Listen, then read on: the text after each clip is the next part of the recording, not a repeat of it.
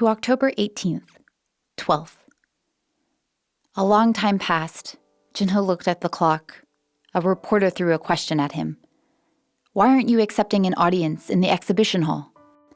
Jinhook replied, "This exhibition is also a letter to my first love. You don't want others to see your letter first, do you?" "Oh, it's time to go now. I'll answer the other questions after the exhibition." After exchanging thanks, the reporters packed their luggage one by one and left the exhibition hall. Jinhook went around the now deserted exhibition hall alone for the last time. At 11 o'clock sharp, he stopped checking and opened the exhibition hall, waiting nervously for someone. While he was still in France, Jinhook, who had gained renown as an artist, recalled his original resolution, the name that changed his life. Minnie. The name that he came all the way here to forget, but could never do so. She let him take the first step to the way of art, and now he wanted to give her a small gift. Incidentally, Jinhook was also thinking about exhibiting in Korea, so he thought the first theme of his artwork should be his first love for Minnie, his beginning of life and art. He worked hard on his paintings for 6 months and sold some books too. Jinhook's devotion was received quite well by people, and an exhibition proposal came from a Korean gallery. Jinhook went back to Korea, and on October 18th, he decided to display his first and last love letter to her.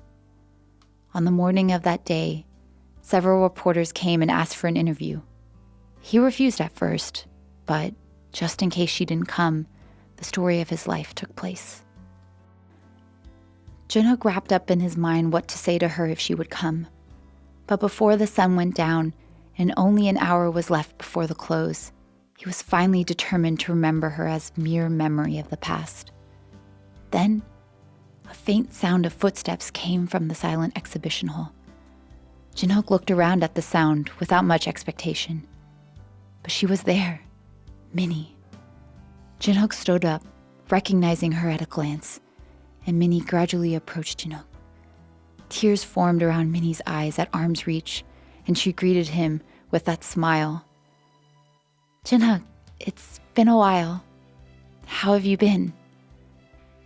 Jinhook replied calmly, mixed with pleasure and awkwardness. "Well, not bad. You came." Minnie wiped the tears around her eyes. "I saw your name on the promotions and knew it was you. Can I give you a hug?" This time, tears formed around Jinhook's eyes while smiling for no reason. Seeing Jinhook like that, Minnie quietly approached and hugged him more warmly than anyone else. "Great job." Jinhook looked at Minnie and said, "Thank you. I'll see you off." They briefly exchanged stories long unraveled on their way out of the exhibition hall. When Jinhook and Minnie came out of the building, a child around 6 years old ran to Minnie, saying, "Mom!" The child looked exactly like Minnie when she was young, and along the road, a reliable and nice-looking man greeted Jinhook with a bow, which Jinhook returned courteously.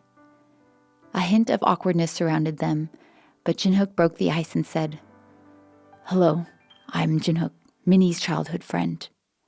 Good to see you." And the reliable man said in a friendly tone, "Greetings, I'm Minnie's husband. I've heard a lot about you. If time allows, perhaps we can grab a nice meal sometime."